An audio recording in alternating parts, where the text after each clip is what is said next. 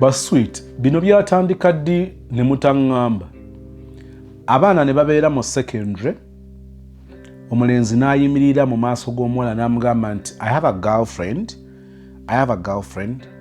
naye mbadde njagala ate naawe ensonga tulebe tuzikwasaganya obeere girlfriend wange namba 2.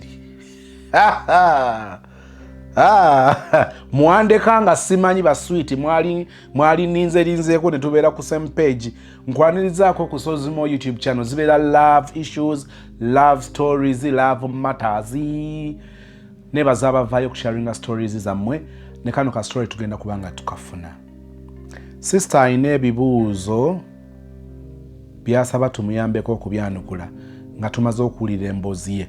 Enyiizaamu eri abazadde, enyiizaamu eri abantu abalabika nga abali serious ennyo, enyiizaamu naye mbalabulirawo nti ku channel eno tudiscouraging ekyokulumba abantu, ekyokujajinga abantu, tuyamba bayambe, tuwabula bawabule, tetubasalira musango kubanga tewali wana alina buyinza bwa kukola gwa bulamuzi. Gwani alamula omuntu wabula labula netosala musango togusingisa muntu. Katukatandike mu butongole. Nze Sozimo, thank you so much for being part of this family. October babies, greetings. Nina guy gonna meeting gwetwe meeting naye nali mu senior 4 ngali mu senior 5. That was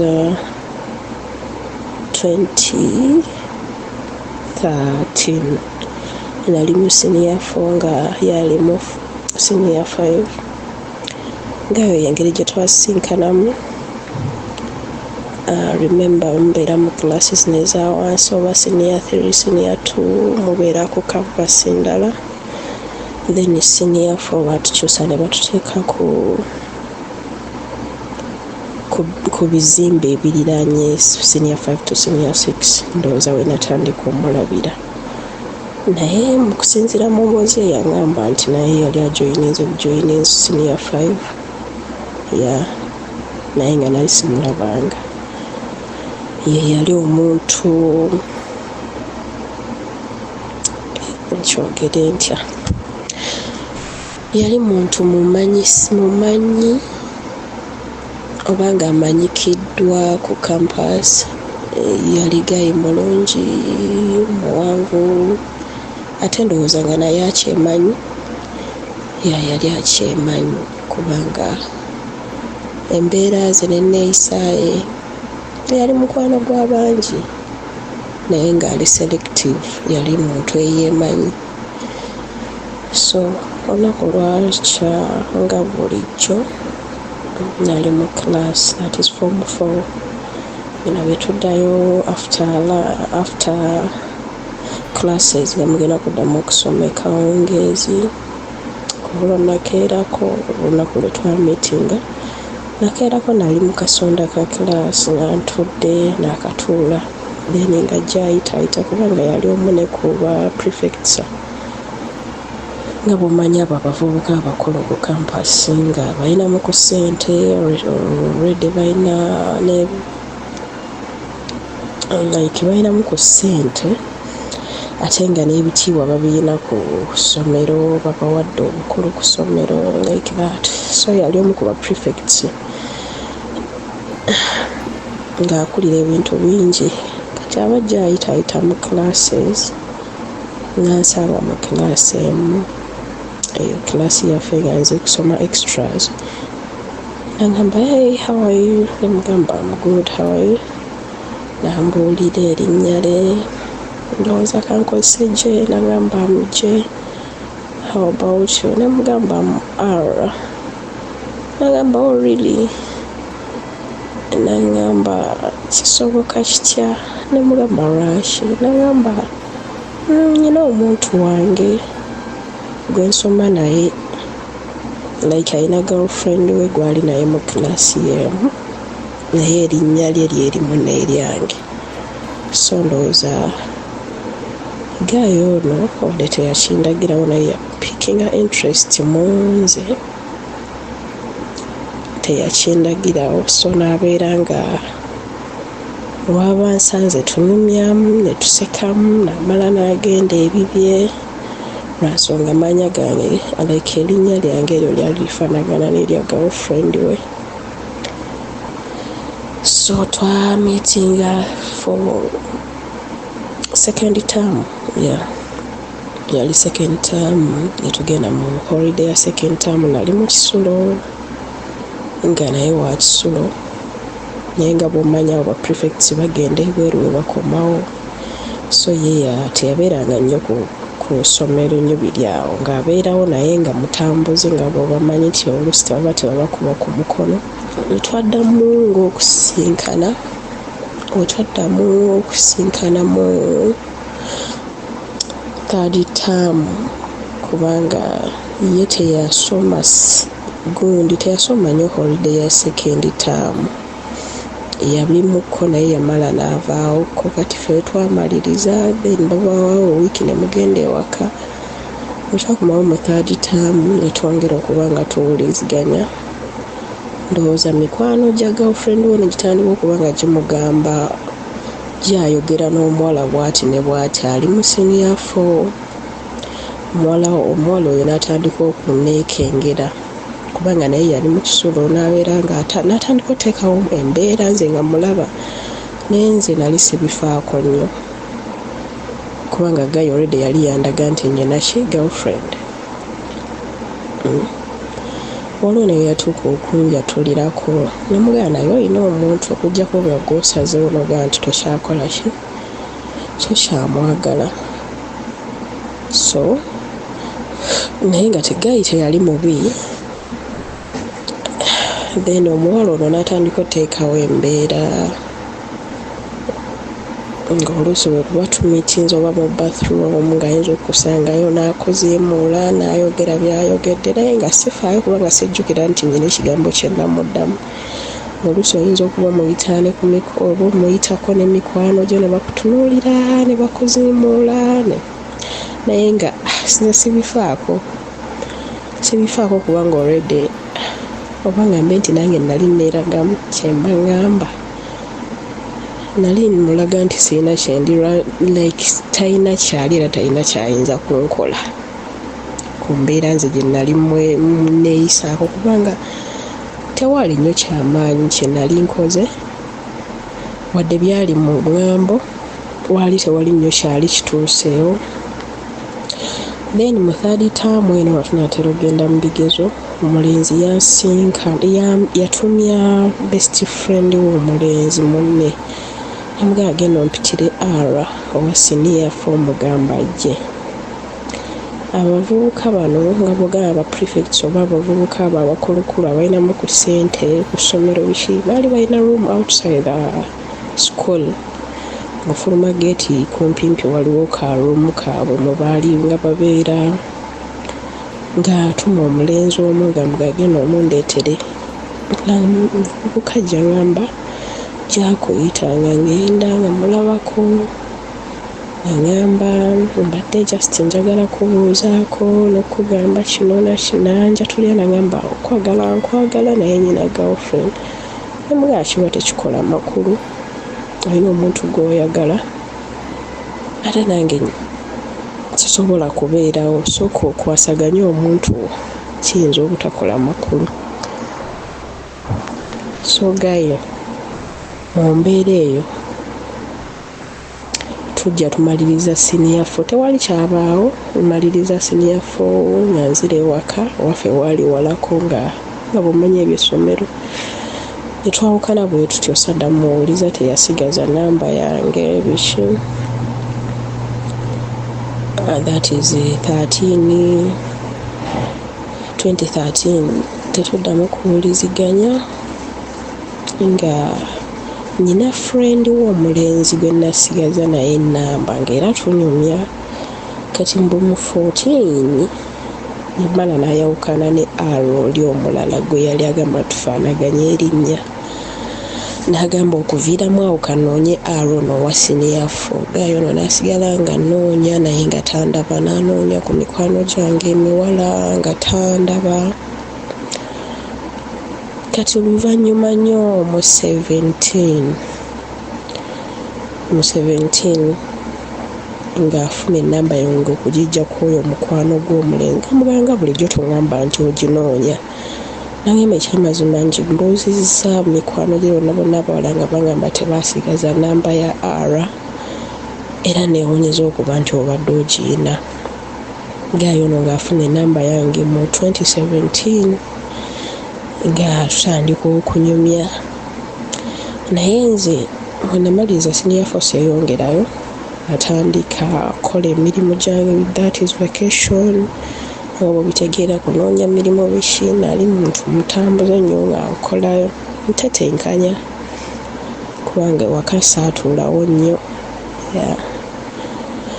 Saatuulawo nnyo, nali muntu mutambuze nnyo nga nagendako ewa anti wange ne bampaayo emirimu esimanyi byakuyiga mbiri nga bw'obitegeera. Kati agenda okujja mu 2017 nga nina bebi, nga nazaala bebi ng'ali mu myezi nga 7 kubanga nazaala 2016. Nazaala 2016 kati yajja 2017. Bebi wange kitegeeza yali agenda mu mwaka. Ajja tunyumya biki, nasooka kwekerera ne mulaga nti sirina mwana, naye namala ne mwatulira. Naye nayinamu issues n'omuntu ono gwe nazaalamu omwana, naye nga wendi nga sinnasalawo nnyo. Then bwe twamiitinga ne tubeera nga twogera, saasooka mulaga nti nnina omwana, naye namala ne mwatulira. Nemugamba nnina omwana. Nambuuza okyali ne taata w'omwana, ne mugamba nedda, naye nga kituufu nali nkyaliyo. Then oluvannyuma gy'akimanya nti kituufu mbadde ndi naye, mbadde ndi wa taata w'omwana. Naye nga Gayo ono nalinamu issues naye taata w'omwana nga mpulira I have to leave. Naye nga pulaani ebbi gye nkyabuzaayo nga mutima ogumu gungamba oba gumiikiriza embeera eneekyuka, omulala gungamba you have to leave. Kati obutakulwisaayo nnyo twatuuka ne tubeera nga twogera buli lunaku. Eyandibadde taata w'omwana n'akimanya nti ndabika nnyina omuntu omulala gwe njogeranga naye. Saamanya engeri gye yafuna nnamba ye ng'asirika, yagifuna n'asirika. Then ffe twamala twakola program zonna ez'okumiitinga, ne nkwata omwana wange ne mutwala ewaka mwaka nga gumu n'omwezi nga gumu. Kubanga njukira kibebi kyali tekinnamera mannyo ga waggulu, basooka ga waggulu ga wansi. Ne nkitwala wansi, ne nkitwala ewaka, ne nkirekera maama. Kati nzija nkwatagana ne Gaayo ono. But I spend with him mwezi gwali gumu, naye ng'omutima gunnuma kubanga omwana yali muto, omutima nga gunnuma. Ate nga ne Gaayo ono gwe eyandibadde taata w'omwana yateekawo embeera ng'alaga oyinza otya okundekawo mu mbeera eti, mbadde nkyakwagala biki. Gaayi yakogga n'akogga naggwawo, naye ng'ebyo nabyo byali awo, sigenda bigendamu nnyo. Kati yandibadde nga friend w'ono taata w'omwana, nankubira nagamba mama gundi ojja ddi okomawo ddi? Nga mugamba simanyi, nja kuba ndaba, naye nga ndi eno ewajje. Kati oluvannyuma nga Gaayo watera okunkubirako naŋŋamba, ono taata w'omwana ng'atera okunkubira naŋŋamba naye tewandinkoze kino, kale wandimpaddeyo chance ey'okubiri, biki awulira obutasalawo. Kati ndi eno ewajje naye yennyini sinnabeera settled. Kati nno ewajje we natuuka ewajje okubeera naye yanyanjulira maama we, tetwagenda waka waabwe naye mami we ekyalo kwe baali, like etawuni gye twalimu, wali ova mu kyalo n'ojja mu tawuni. Kati mami we ng'asabira nnyo mu tawuni awo we twali, nga mami we ajja n'ayitira ewaka we tuba twagala oba ndagala nga bw'obitegeera ebyo, nga mami abituleetera. Mami we yanjagala nnyo. Kati John okuteekawo embeera nti ewaka banjagale, kale si kunjagala, ye nga ye yali anjagala, naye yangamba sikuyinaako buzibu oba ojja n'omwana wo naye ne mugamba kansooke ndeko omwana engeri gy'atali wuwo. Omwana ne mmuleka ewa mukadde naye mu kwogera ne mami we oba n'abantu be yabagamba omwana we. Kati mukadde nga buli lwajja agamba oba ne muleeta ddi omuzzukulu wange mumulabeko temulwisaayo mumuleete mubeere naye nga tumugamba mukadde katumale okweseetinga tujja muleete. Kati mukadde maama owajje ng'amanyi omwana wa mutabani we naye ng'ebyo byonna yabikola ng'agamba singa mba mukkiriza then singa aba atereddemu oba osobola okunzaalira owange. Ate nga for me by that time nali ndaba neetaaga okweseetinga okitegeera nga saagala bintu ebyo byakuzaalazaala nga seetegese era nga siri serious ku bulamu bwange. Kyataamanya nti oba nali ndi ku gundi ku family planning byonna yabikolanga ng'amanyi saawa yonna nja kufuna olubuto kyessaamu atulira nti nali ku family planning. Kati wayita omwezi nga gumu n'ekitundu nga mbuuza naye kiki lwaki tofuna lubuto nga mugamba okakasa oyagala nfuna olubuto nti muganze ng'omwana wange akyali muto ekyamazima tulindemukko. Nanyiiga mukaawo nandaga nti kimuyisiza oba bulijjo takimanye nti ndi ku family planning bulijjo ayagala mwana kyokka n'oli omwana tannaweza wadde mwaka gumu n'ekitundu. Naye ndaba nga bigenda kunteeka ku pressure already nkyali mu struggle z'oli gye naakava. Angamba kimu wandimpaddeyo chance endala noono naye angamba wandinzaaliddeyo omwana kyokka omwana omulala tannaweza bbanga lya mwaka gumu kitundu naye nga bino sijja bisobola. Naye nga gayi nali mwagala ono gwe najja okubeera naye ngamba gye. Kati ebbanga lyatuuka nga ngenda myezi 2. Gayi ono kasita yamanya nti ndi ku family planning suubira kuzaala mangu n'atandika okwekuba ng'alaba saagala mwanguyiza kyayagala. Yali ayagala nnyo abaana naye ne mulaga nti omwana oli akyali muto.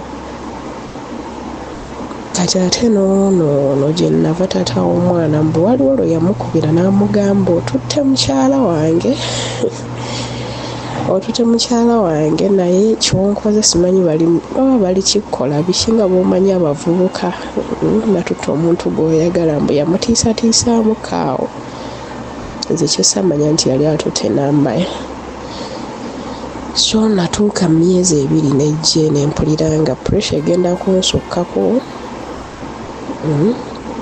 Yangamba ngenda teekawo ekibeera nti ngambe mukadde nti omwana wange oba kumuleeta nze sikuyinaako buzibu nga muntu w'abaana nnyo ng'era ayagala nnyo abaana kubanga omutima gwe gwali tegulaga nti ayinza okutulugunya omwana wange.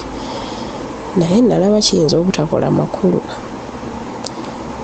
So mu kusalawo okwo ne muviira. Naye mu kumuviira nateekawo embeera oba namugamba biki manyi bye nabyo bitutte ebbanga sibijjukira bulungi. Naye nga we nali nvaayo nzijjukira bulungi mukadde maama yamperekera naye namperekera ne bantwala ku kkubo. Mukadde yali anjagala nnyo era ng'amanyi ngenda kudda nabateerawo embeera nti ngenda kudda anytime. Naye sadda kati mu mbeera ey'omulenzi nabeera nga nkubira essimu ne mugamba wabula nkyetaaga okwetereeza ekikulu ekyamazima sinnamanya watuufu wengwa kamale okwetereeza. Bebi wange akyali muto ono taata w'omwana awozwa nsonyiwa atuddemu just one chance biki ngenda kwetereeza waba obitegeera. Simanyi omutima gye gwava ne ŋŋamba kanzirire taata w'abaana ono naye mu kumuddiramu namuterawo akakakulizo ne mugamba njagala kunkolera bizinesi. So gayo ono nankolera bizinesi ya dduuka teryali ddene nnyo byali era byakutandika nga bw'obitegeera. Ne tubeeramu nenzirayo omwana nga bwakula biki ne tubeerawo ne tubeera n'embeera naye mpaka 2020 gy'emyaka 3 kati tudde ewa Gye. Gye bwe bbanga lye namala naye newe namala naye emyezi gyagigendamu 2 naye bwe navaayo eno disappointment gye namuteekako ne mami we ndowooza yankyawamuko n'agamba nabalimba nyinza nti obalimba biki. Omulenzi yayita mu depression enene nnyo n'atuuka n'olwala ne bankubira nga mbagamba ngenda kujja. Buvubuka yalwalako n'agendako ne ku kitanda. Simanyi oba bituufu naye nga ye bw'atyo bw'aŋŋamba nti yalwala nnyo nga bw'onaabeera mu kweraliikirira biki mbu yalwala. Kati mbu mukadde n'annyiigira. Omulenzi mu kunnyumiza yannyumiza n'aŋŋamba mu depression eyo yafuna omuwala gwe yafuna ng'alabika amwagala naye ye nga tamuliiko olw'okwekyawa era naye n'amumenya omutima. Omulenzi yamenya omutima omuwala ng'alaba byamugamba tebikola ki. Twaddamu ne tuwuliziganya kubanga wadde yannyiigira yamala n'alaga nti ansonyiye ne tubyesonyiwa. N'aŋŋamba nga mugamba nkimanyi tosobola kunsonyiwa nga ŋŋamwattu nabyerabira. Naye bwe nabeera n'ono tata w'omwana egyo emyaka gyonna saddamu kuzaala neesiba okuzaala era nagaanira ddala okuddamu okuzza ku mwana. So nabeerawo mu dduuka egyo emyaka gyonna mpaka 2020. Kati nziramu mpuliziganya ne Gaayo ono twasigala twogera kubanga yandaga yabyesonyiwa. Kati adda mu 2018 tunyumya aŋŋamba singa ompa chance n'oddamu ne tubeera ffembi nga ndi awo kubanga nali ndi wooli n'oli yennyini sinnaddamu kuzaala naye nga gye ndi tuli fine.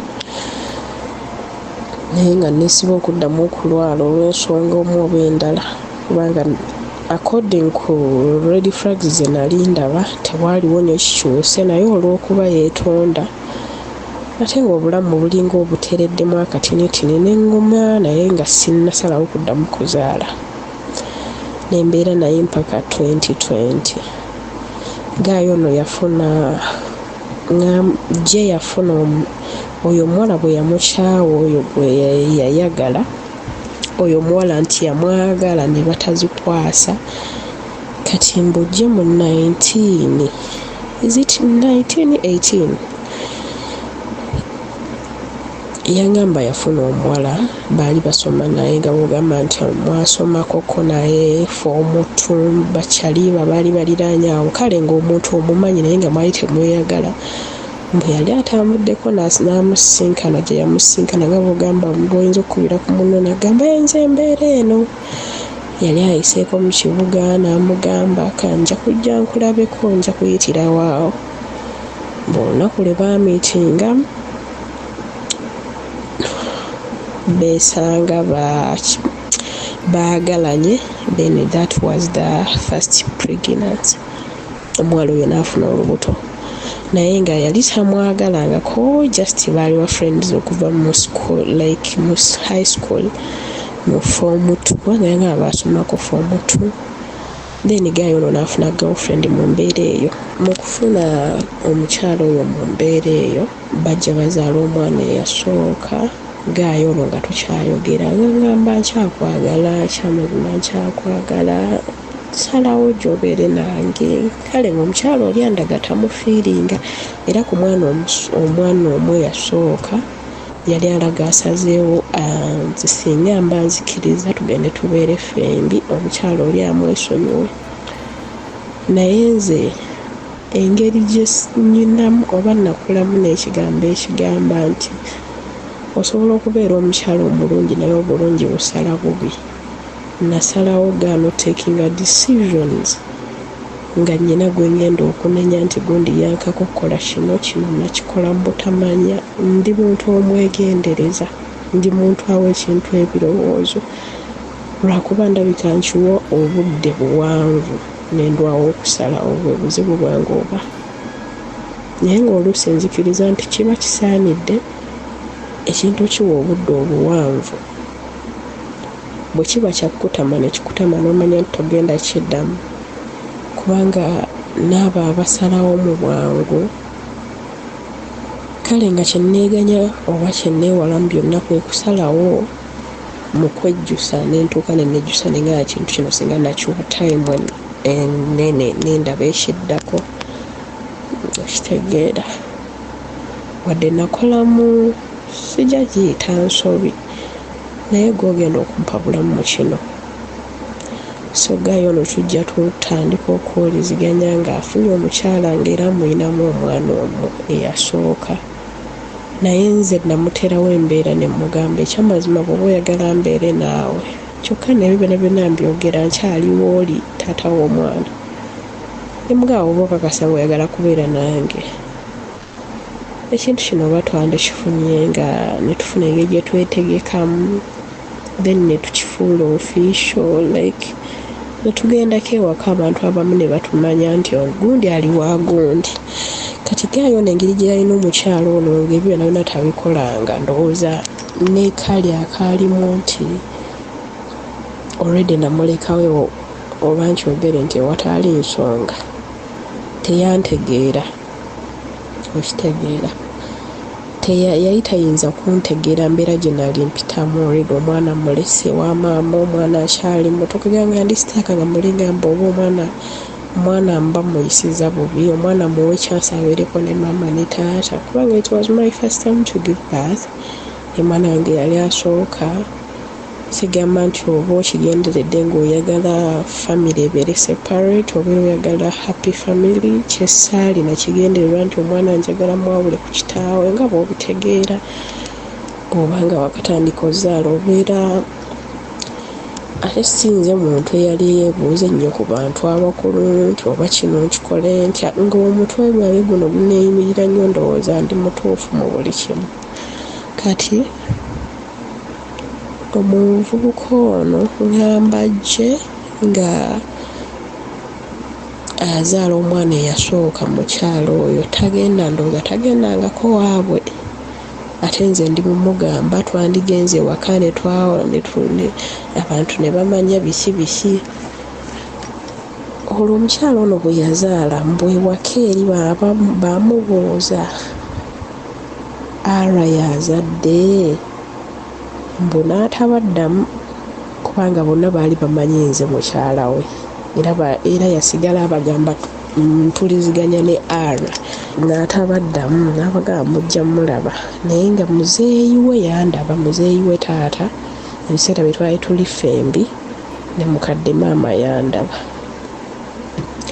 kati ng'ebyo bivaawo 2029 nozali 2020 nga baddamu bazaala omwana owokubiri gaayo nutukyawuliziganya ngamba ensonga y'emu njagala kubeera naawe nze nkwagala biki kyonna ekyetaagisa naye bwe nagaana osalawo lwansonga nga ngamba kimu nze njagala kubeera naawe nga mugana naye kati olina family lwaki tokonsetwetinga ku bantu abo n'obawa time n'ofuna family n'ozimba family yeeyo tetukyalina kyakuzza kati nze mu 20 ntuuka nzikiriza ngamba wange embeera tegenda kukolaki tegenda kukyuka nze ayina okukyuka kubanga waliwo omuntu g'obeera naye ng'olaba ebintu bye walinda bikyuke tewali kigenda kukyuka ate nga you're not ready to bear with them okitegeera newankubadde obudde bwe nabeera naye bwali fine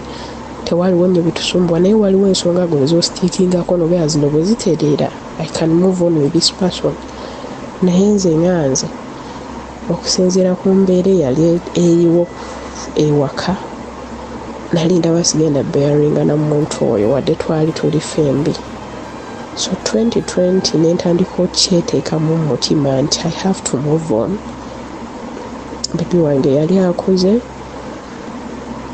nensalawo wadde naye yakinteekamu taata w'omwana naye manyi yakinteekamu nga naye alaba simmuka kubanga waliwo omuntu gobeera naye ng'olaba tali ready to move in n'akinteekamu ekyokutambula okujja okukola ebweru lisa simunakikkiririzamu naye bwe namala ne ngamba wekiba kyekize era mukama bw'anaakitambuza obulungi kangende tunaalaba ekinaakola kyekinajja naye nga nkyayogera ne je by that time yalina abaana 2 nzija okukola nga twogerezeganya nga tumala ne twenyigira ne tumala ne tuddawo nga muyinza okujja ne munyumya ye muntu akuwa time newankubadde alina abaana ye muntu akuwa time ne munyumya ate ne chansi gyalinganga gye yafuna oba ekirungi ekibadde ng'ekibeerawo omukyala oyo gy'abeera wabadde waliwo distance ne waabeera ye nga ye yatambula n'agenda ew'omukyala bakolera mu bifo byanjawulo during holiday time kati nga wemba baakunyumya munyumya era nga bw'oba omaliriza emirimu gyo oba ssaawa 5 ez'ekiro oba 4 oba 6 nga musobola okunyumya oba mpaka nga ssaawa 9 eyo nga munyumya so gayo ono namufunamu communication ennungi. He has been a good friend to me.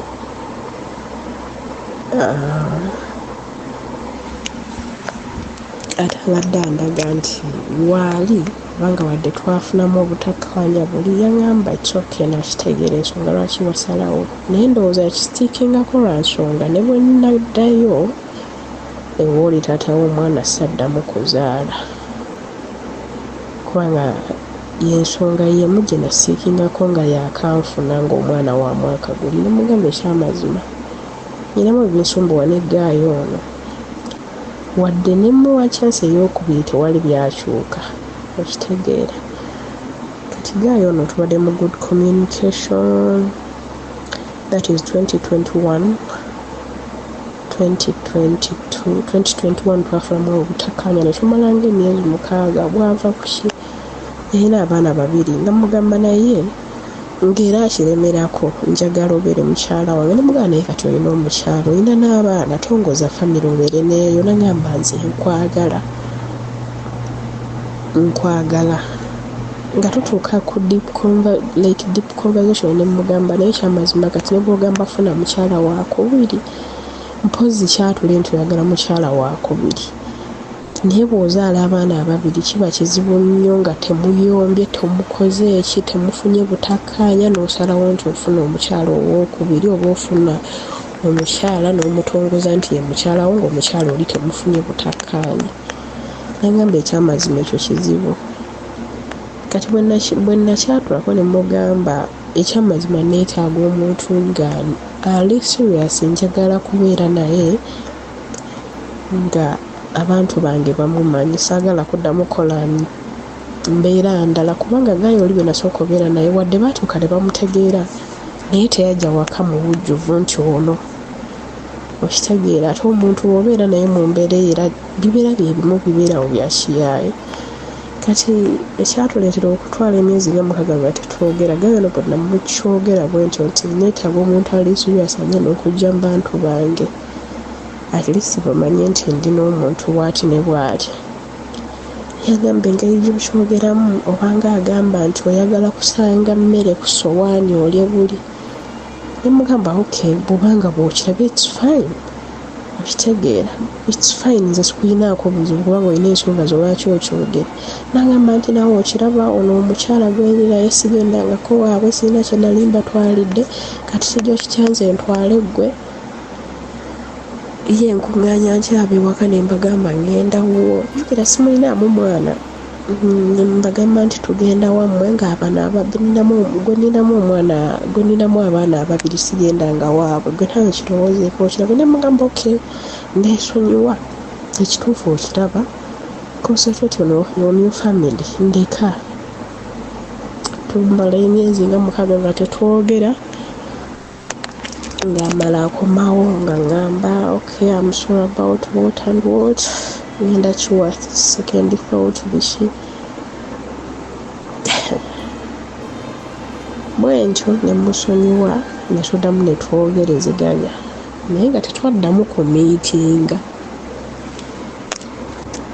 okuva 2017 wenamu miitinga ono gaayo tetwaddamu ku miitinga just nga twogerezeganya ku ssimu. That is 2021 2021 nvaayo nzija okukola nga tusigala twogera we twatuukira okwawuka okunyiiga emyezi 6. That is 2021. Tumala tuddamu twogerezeganya nga ngamba ngenda kiwa second thought tulabe biki tuddamu tuwuliziganya. 2020 tutubeerawo nga twogera nga Igaya ayinza okujja ne munyumya ng'afaayo during daytime, morning time osabako ka good morning, how are you, bw'obeera mulwadde akubuuza how do you feel, kale nga kakeyawe kali. Bw'akugamba olwaleero njagala kwogerako naawe after your work ssaawa 5 oba 6 nga musobola okunyumya mpaka 9 ekiro nga tannavaako nga munyumya, kale nga ye muntu ali frigid. Okitegeera, ye muntu ali frigid. Wabula challenge endala gye ninga gye muyinamu nti twatuuka waliwo era we twafunamu obutakkaanya. It was 2023. Igayo ono mu communication ye nga jjukira otuuka eno oluusi abantu b'okoleddemu oluusi bakuggyako wifi nga oluusi waba kuteereko message emisana nagamba nkwetaagamu ekawungeezi tunyumyemu, n'omugamba bula nnyinza obutabeerako oba obudde ne butuuka nga toliiko, n'omugamba sirina wifi. Nga Gayo ono okukwata emitwalo oba 2 oba emitwalo 3 oba ogikuteekako oba omutwalo. Kati nga manyi oguluusi airtime ne muteekako ne mugamba wabula nguze airtime wa mitwalo 2 naye agenda kuggwako mangu, nga ekyo kimuwa eddembe okukubira ne mwogera. Naye ng'omentioninge ku kintu nti oba tusonde airtime tunyumye nga kimunyiiza. Mugamba oba mpaayo emitwalo 2 nfunayo airtime, leero nnyinza obutabeera ku wifi. Ng'agamba oyinza otya okunsaba ssente, sikumanyi mu kikula ekyo biki naye nga mubanga muli mwonna kye namulabako ebbanga lye nali ndi naye nga bw'omusaba ekintu nga muli mwembi asobola okikuwa, naye si ye muntu agaba ssente nti akusindikira emitwalo 5 for this, no.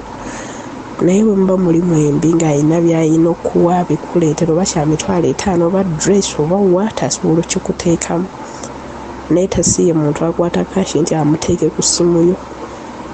Namusaba airtime kyekiringa ekyaddamu otunyiizaawo, namusaba airtime ne mugamba ekyamazima oyagala tunyumye naye sirina wifi. Naye nga bw'oteekako ssente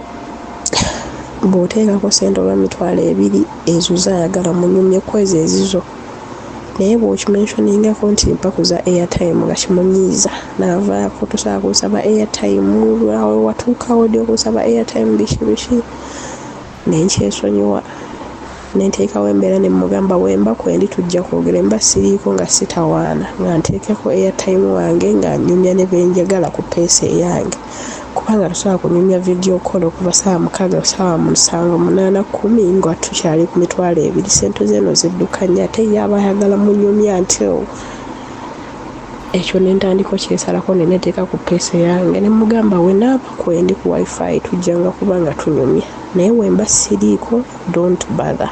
Era nga mugambewo ne mugamba siri ku wifi nga ngamba okay bw'onaaba kwoli tujja kunyumya oba tulinyumya, nga tayinza kuteekamu wadde ekyebiri nti oba kukubire gula airtime twogere nno. So nga tunyumya ebisigadde nga biri fine. 2022 nga bafuna omwana ow'okusatu era nga abiŋŋamba nti tusobole okufuna omwana ow'okusatu. Kati simanyi, this is a situationship kubanga ndabika ndi confused, nemedde okusalawo. Gaye alaga njagala and I also feel him, naye ekyamazima siraba nkikikola sense. Every time bwe nkirowoozaako nti am to be the second wife, ekyo kyo kinnumiza ddala omutwe.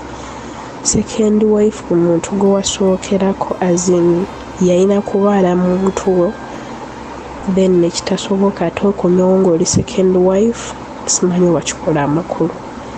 gayandaga njagala twalinga twasigala nga twogera bwe namugamba oba oyagala tubeere fembi kiki kyoseetinze bikinga ngamba ekyamazima kiri nti engeri gye wagenda mu 2021 nga siri ku bajeti zo bw'oli bwokomyewo tujja kufuna kye twogerako tujja byogerako at least oba wakyetaagisa oddeyo nga ndi ku bajeti yo nti yali tasobola kumpa puroguramu ku ssente ziri ze nandikoze omwaka gye najja kubanga najja siri ku peesi ye nali byange okusinziira ku nti nali byange na taata wa mwana bye byandeeta wadde twalinga twogera naye nze navaayo lwa bya taata wa mwana kati nga ngamba bw'oboze ne tutuula ne twogera tusobola okulaba ekyo tuzaako ekisobola otuyamba okiba kyetaagisa oba n'oddayo nga tuli ku byaffe nga we are working on our issues naawe tulabe kati gaayo ono lwe nava naddayoko 2023 December ne tumitinga mu 2024 January nagendayo kewe kubanga nga bwe nkugambye nti tabeera nabawaka na at first nagendayo kennaku bbiri twabeerawo fembi ewaka nga asobola okgenda nakola nakusanga wewaka nakubira nakuleetera buli kyeweetaaga bweba mmere nakikuleetera bweba kyona kyona kyoyagala ngaakikusindikira ne bakikuleetera ebyokunywa byabeerangawo mu fridge everything engeri ennyumba gye yali self contained nga tewali nnyo kyoba weetaaga bweru sirina nnyo mulimu gwe nakola nabeerangawo ewaka nga ntudde ku TV kulaba firimu biki okwoza saayo zanga tewali nnyo mulimu gwe nakola so nagendayo netwogereziganya nga ye ekirowoozo kyalina agamba mbu singa mba nkomyewo second time then netuteesa sente nagamba singa oba onoonyezayo oba obukadde 3 ku 5 then nenoonyayo ku sente nange oba obukadde nga 3 netutandikawo bizinensi bizinensi gyeyayogera yagimanyi nze sigimanyi yagimanyi mu 20 singa tuteekawo bizinensi bweti ne bweti ye nga yagiinako hint naye nze sigimanyi nemugamba eba ennyamba etya nti nemugamba oba ogiteekawo nti mba ngiteekamu eno tawuni mwennyini mwendi naye bwe mba ngiteekawo nti erimu emikono egy'enjawulo sinza agivunaanyizibwako nemugamba nga bizinensi gy'okola erimu by'omanyi ne mukyalawo ng'abimanyi ate ogiteeke ne mu tawuni mwoli ate omukyala bw'anaakubuuza omugambe siiyo erimu emikono emirala kinaakola amakulu toyagadde ku njaya ggwe nagamba no kisoboka nsobola okugamba maama w'abaana nti just waliwo eyankwasa bizinensi eno just nze ndi mumuyambako naye ngaekituufu nkimanyi kiri bizinensi eri mu mikono gyo nemugamba naye okimanyi nti ne bwe ŋŋamba kubanga nkubyewo nga njagala kulambula bizinensi oba omukyala kange zaalesa emirimu gye gyakolako eri n'agamba omanyi ngeri bba wange gye yatandika bizinensi kanzija ntuule mu bizinensi ya bba wange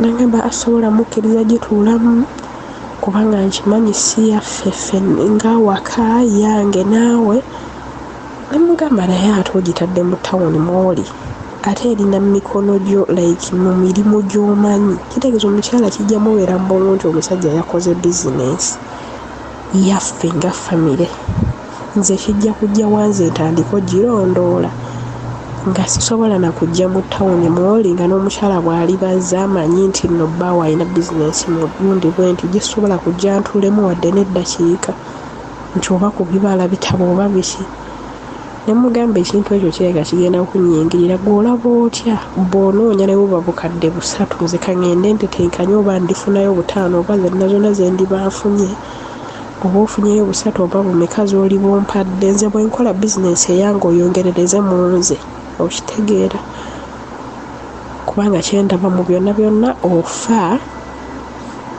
nze nneme kusaba ssente nnyingi. Ne mugamba ekintu kino ndaba kyewunzisidde Saidi, bw'obadde ne famire yo olaga nti you can support them, naye nze olw'okuba mba ngenda kujja mu famire yo ondaga nteekedde okukikolerera, okitegeera, kubanga yaŋŋamba sisobola kutandika kubeera naawe siina wentandikira, siina bizinesi egenda tusapootinga za famire. Ne mugamba naye famire yo badde ogiweerera mu mirimu gyo gy'okola emitonotono, abaana oweerera obadde ogiweereza mu mirimu emitonotono gy'olina, so you can't afford me. Nze ngende nsooke neekolerere ekinaatuliisanga famire ndyoke nzije ntuule. Ne mugamba gwe tosobola kunoonyayo zoonoonyeza nogaazi noke, engeri gye njagala obeere omuntu wange owookubiri. Kankunoonyezeyo obukadde 2 ku 5 nazikwongereza ku zoolireeta, nga ne bwe mba tokedde kunsaba school fees z'abaana oba kunsaba kintu kyonna mmanyi muri safe. Agamba naye ate olina wandisoose kuweereza sayidi eno, then bwe mmanya nti ekintu kiseetinze kitandise okukola, then awo tuba tusobola okugyamu n'enkwongerereza mu yiyo. Naye ndaba nga kinyingiramu tekikola makulu. Ebbanga lye nabeerakoko naye nabeera naye ennaku 3 ezasooka, then ne ngendako ewaka embeerayo kebbanga. Then bwe yamala n'agamba okomawo ddi okundabako, nenzirayo nenspendingayo 1 week. 1 week eno gye namalayo twabeeranga ffenna yes. Kati bwe natuuka obudde ewaka twalinga tunyumya ng'ayinza omba otuuse akubira otuuse bulungi, biki byonna nga biri fine, era nga asobola okukubira ne mumala essaawa 2 nga munyumya, oba ali ku mirimu gye ne mumala ng'essaawa namba nga munyumya. Calling is okay, communication ye eri fine. Kati nga nkubira nga mugamba wala mbadde nvuddeko ewaka ngenzeeko wano mu tawuni, ne muterawo ekibeera ne mugamba naye okimanyi ndi lubuto. Nengamba okakasa, ne mugamba ya. Nagamba naye mbaddeko mu meeting, naye ekintu ekyo twandisoose kyogerako, oba ojja ewaka tukyogereko. Ne mugamba nzija ewaka tukyogereko mu ngeri ki, gwe obadde olina kirowoozo ki? Nagamba ekintu ekyengeri gye twadde twogedde nga olwedde ogenda salawo ogenda okuddayo okola, olaba kikola amakulu nga siina bwe nyimiridde, naye ayina wano ewaka waali, everything is there, buli kimu kiri fine. Okay, si byange sikirinaako buzibu, naye omuntu ali ready okubeera naawe, at least he can say let us rent somewhere, ngenda kusupportinga mu kino na kino, you understand, oba nawe entono z'olinamu okole kino na kino. Teyabyogerako ebyo, yagamba bugambi kale olaba ekyamazima tetweseetinze bulungi, omwana ye mwagala naye olwo alina abaana 3. Nagamba omwana ye mwagala naye ekyamazima sineeseetinga biki, gw'obadde olina kirowoozo ki? Nemugamba ekyamazima nange sineeseetinga, I need more money, kubanga okusinziira ku program zo ne byolaga nti nno siri nnyo mu program right now, kubanga yonna bye tubadde twogerera. Ne mugamba olaba siri nnyo mu program zo right now, kiyinza okuntuulamu. Nagamba okay, kati gweosazeewo kino mugamba ndowooza tulugyemu. Naye okay, tulugyemu, ojja zaala ng'okomyewo nga tumaze okweseetinga, oddayo dino ebbanga ojja zaala ng'okomyewo, okitegeera. Era n'alaga nti omwana abadde amwagala naye olw'embeera biki, naye ng'alaga teyeetegese muwadde, so ekintu ekyo kyagubamuko wala.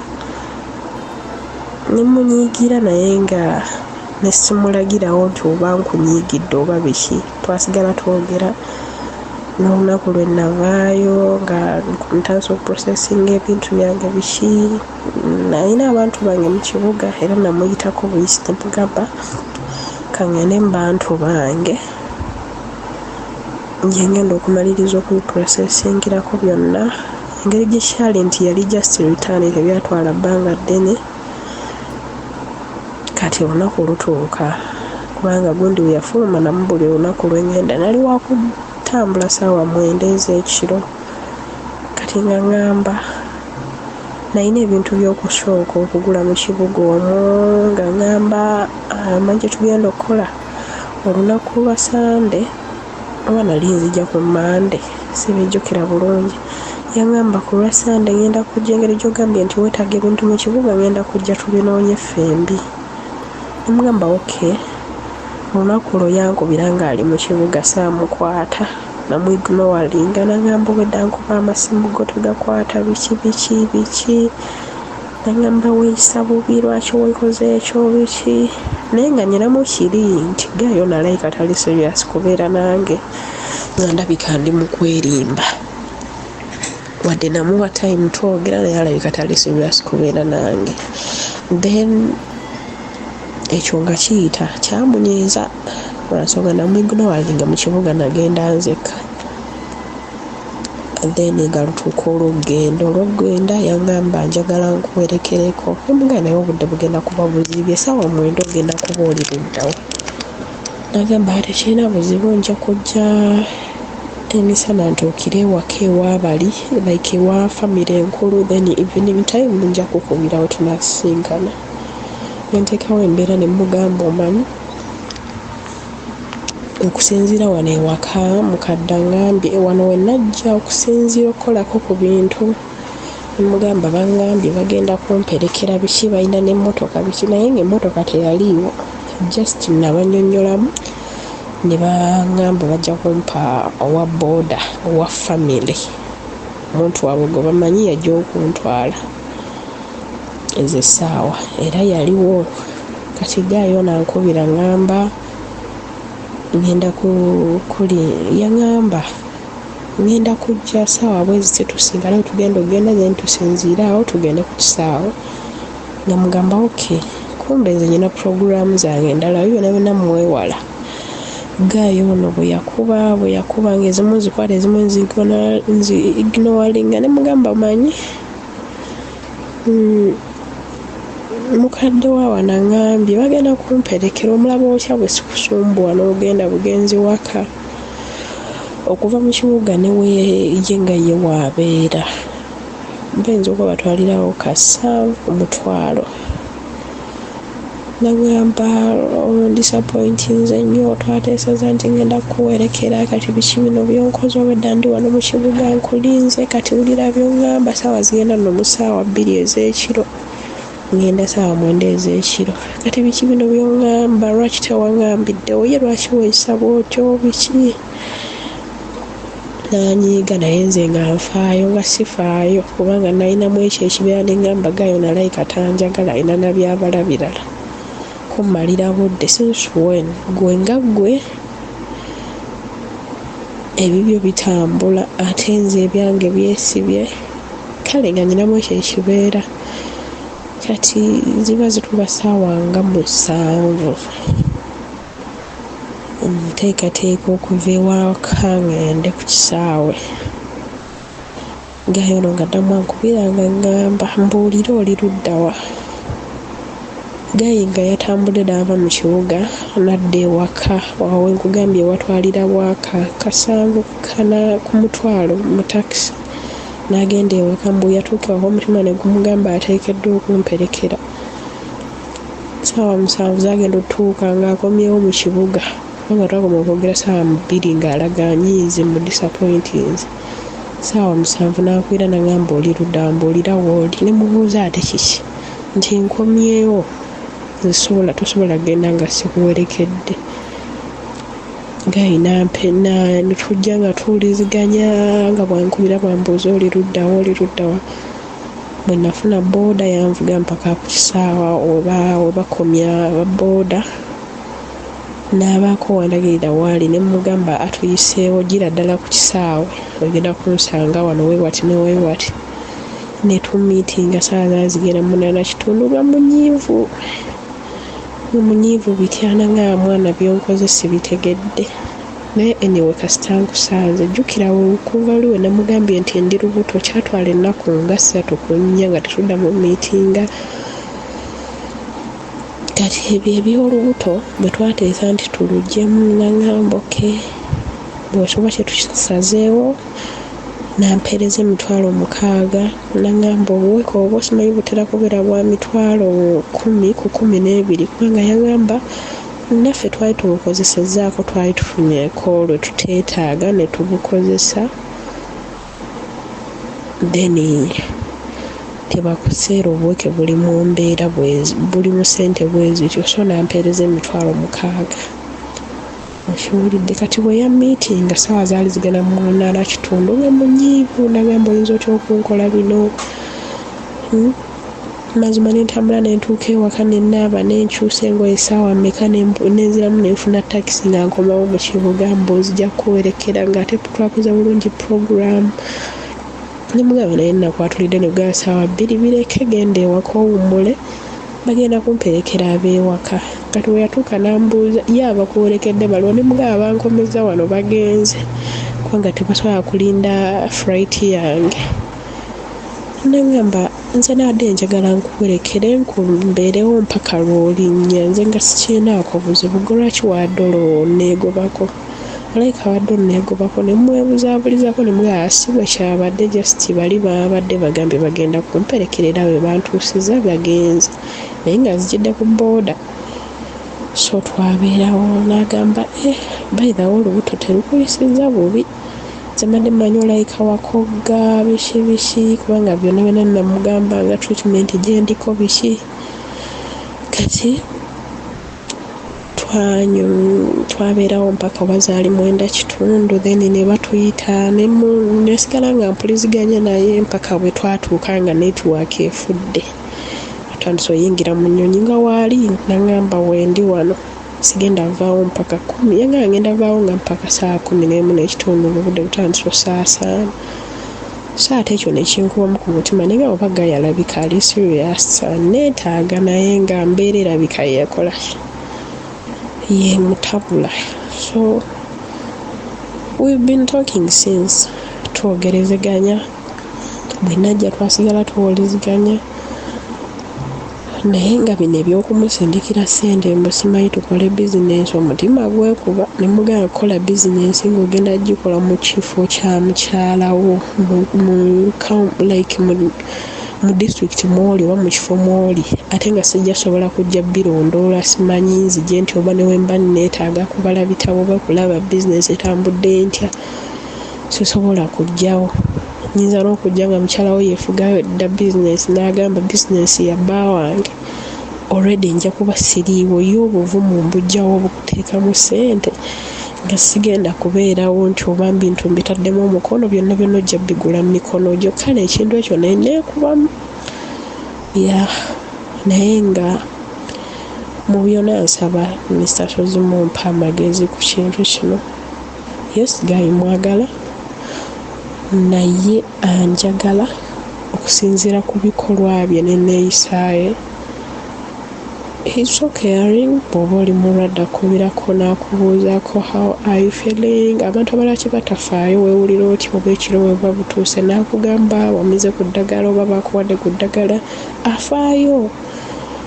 Bwemba musazeewo kunyumya alina good communication bwemba musazeewo kunyumya nti omwetaaga newaba akola kyagamba tujja kunyumya ekawungeezi bw'aba tali nnyo bize ne munyumyamu that time oba wemba munyumiza ekawungeezi oba mumaliriza emirimu nga kwoli bulungi musobola okunyumya kuva ssaawa nga 5-6 ne mutuuka oba 8 oba 9 nga munyumya naye bino already alina family ebintu byaŋŋamba mbigatta sibigatta ate n'ekirala ekinomya omutwe siri muntu akkiririza mu kubeera second wife newankubadde ekintu ekyo kiyimba obbi omutwe ge mazima naye ekyo tekyandibadde kiyinza okutabeera nnyo kikulu ng'omuntu gw'oli naye ekyamazima afaayo akwagala kubanga n'ababeera first wife ebiseera ebisinga ate babayisa bubi ne weesanga nti oli first wife naye omusajja gw'obadde naye ate n'akugattako abalala ate ekyo kiruma nnyo simanyi oba nkitegeera bulala naye nga buli bwamu kiruma kubanga tosobola na kubeera second wife n'olowooza nti gwasembye ekintu ekyo nakyo kinnemesezza bingi okukkiriza kyaŋŋamba kubanga n'emabega nateranga n'ebimugamba kati mbuuza embeera omukazi owookubiri gwe lwakikola amakulu nga ndaba tebitegeerekeka ge mazima naye nga nsaba kumpa ku magezi ku nsonga eyo. Mu bimu ku bigambo by'osembezzaayo ogambye nti bw'otunuulira relationship yo obulamu bwo obw'omukwano olaba nga tebitegeerekeka. Wallahi nsaba kikuddiramu byo tebitegeerekeka. Relationship zo ensonga ze ez'omukwano tezitegeerekeka ate nga ku nkomero ya byonna twagala zitegeerekeke. Nanooti nze wano ebintu one kiri nakitandikiddeko nti gayo okuba nga akukwana n'akugamba nti alina girlfriend naye ate naawe akwagala ako nno kaali kabonero bagamba akaliba akendo kalabira ku mukonda. Omulenzi yali mu secondary naye ng'ensonga z'okutambuza relationship esukka mwemu si kizibu kye ekyo kyali kinene lwaki wamulimba kubanga after that time you're moving on, you also moved on n'osinkana omuntu omulala naye lwaki wano wamulimba nti tokyalina taata wa mwana ate nga wali gy'oli. Kakati gayo okukkiriza okukontinuinga naawe ng'ate amaze n'okukizuula nti okyali ne taata w'omwana ekyo nakyo ffe twali twongeramu kuba mu bituli. Teri muntu ajja ng'alina ebigendererwa ebirungi najja n'akitegeera nti oli ne taata w'omwana najja nga tafuddeeyo baabatabula oba abaawula. Ekyo nakyo kinene. Ekyokusatu okuva mu bufumbo or running from marriage n'oyingira another relationship amangu ona guy eyazuula nti wamulimba n'asigala nga tekimulidde kinene. Wagambye nti tobitegeera nenkukakasa nti tosobola bitegeera naye ate nga ku nkomero ya byonna twagala obenga obitegeera. You moved out okubeera nejje kyokka ate n'osigala nga tewaliiwo nnyo boundaries wakati wo ne taata w'omwana. Kiki tosalawo ti naye tosalawo awo nawo waliwo ensonga. Mulimu ebintu byenjogera wano nga si bipya gy'oli ng'olwedde owulira ebikusumbuwa nga naawe gaba kino kyekintawanya ate wazze okwongera okukakasa obuzibu buli luddawa. Wano obaddemu nnyo n'okuba nga tosalawo. Ekimu ku byenkwagaddeko kwe kuba nti wabeera sensitive ku ky'obutazaala. Wabeera sensitive nnyo ku ky'obutazaala. Kati awo wenkwera credit. Naye okutagala ng'ova eno ng'odde eno bono bwakumatiza n'obanga avaayo kati ogerolaba nga ate biringa byeyogera nga tewali njawulo ate n'ovaayo. Jjukira nti ogenda okuva e Uganda ogenda ku kyeyo nga taata w'omwana akirimu era yali sponsor kubanga ekirowoozo kyali kikye. Kati otuuka eri obakana n'omuntu omulala bw'okomawo e Uganda ate era obakana n'oyo omuntu omulala. Kati confusion nyingi nnyo mu relationship eno. Saagala gikolesaako bigambo bingi story eno. Omulenzi omu yakugamba nti mutandikewo business ebeere mu kitundu gy'abeera maama w'abaana gy'abeera akulaga nti ayagala mmuta ate tayagala mmuta. Toli mweteefuteefu kubeera na musajja ng'oli mukazi wakubiri kubanga owuli ate bwakugattako owookusatu mukisa weeguli okugattako owookusatu ayite kyowuliranga ekyo kinene nnyo. Omusajja azaala asooka n'azaala owookubiri n'azaala owookusatu ng'akugamba nti gwe gwaliko alla tosobola bitegeera baby sister. Tosobola bitegeera. Bw'amala n'akugamba weereza ssente kati mutandike bizinensi akulaga nti tasobola makaaga. Oba ekyo kyendaba kyolaba ono omusajja akulaga Kristo kiria ntasobola makabiri kyova olaba ayagala mutandikewo business oyo omusajja n'okukulabirira abatajja kukulabirira. Kyova olaba ayagala financial muscle ebeewo kongo ba waali oba taliiwo ng'osurvivinga ekyo nakyo tonnaba kiraba.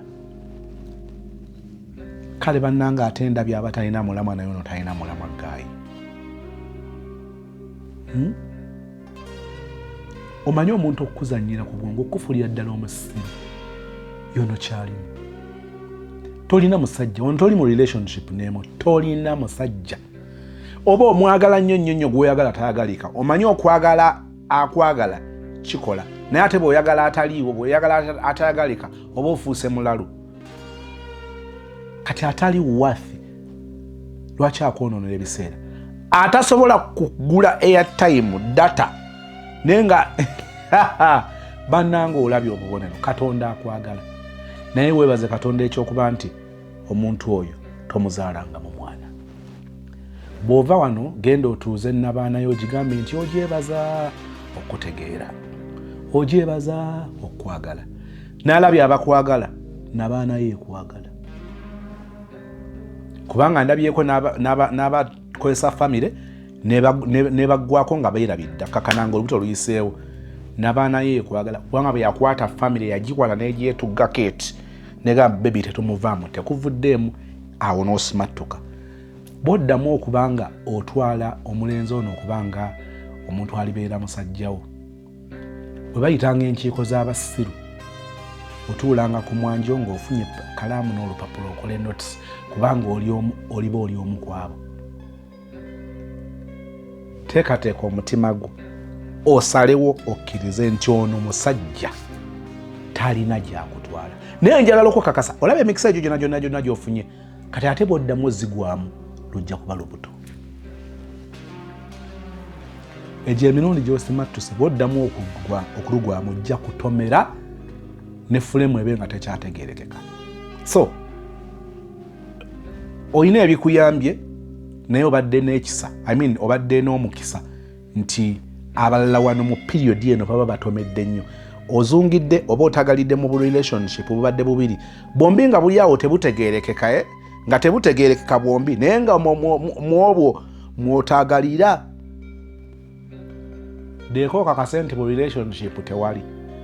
Oli single awedde emirimu, teekateeka omutima gwo wali agadde kusinkana mulenzi ki, alina kuba atya, mu budde ki, omutegeera otya nti yoyo, ekitaakola okibuukamu otya. Wagambye nti okwata mpola naye olumu si kituufu. Mu kukwata empola obudde obwo bw'otwala bwali badde bukulabula kugwolagako kakasa nti si mukyamu. Bw'okola okusalawo naye nga tokwekenneenyezza nnyo. Sijagamba nti osalirawo mu busungu naye osalirawo mu confusion, kyova olaba bakukonfusinga nnyo.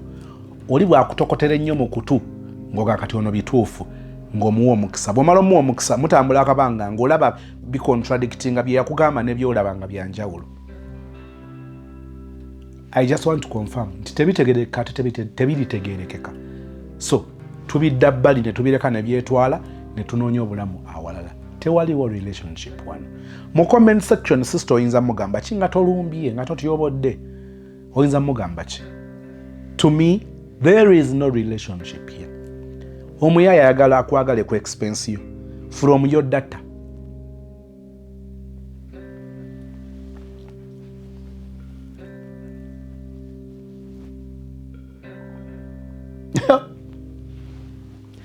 Ate ekirungi naawe akasente obadde mugezi.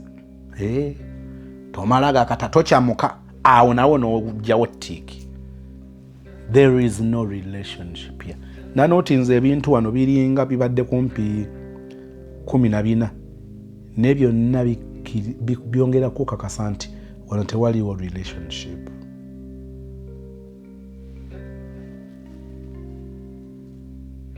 Nkiddemu ogusembayo tewaliwo relationship.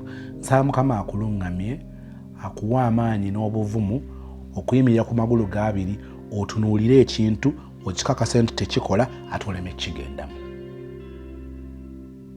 Comment zisome nga zikulungamye, tozisoma na bias.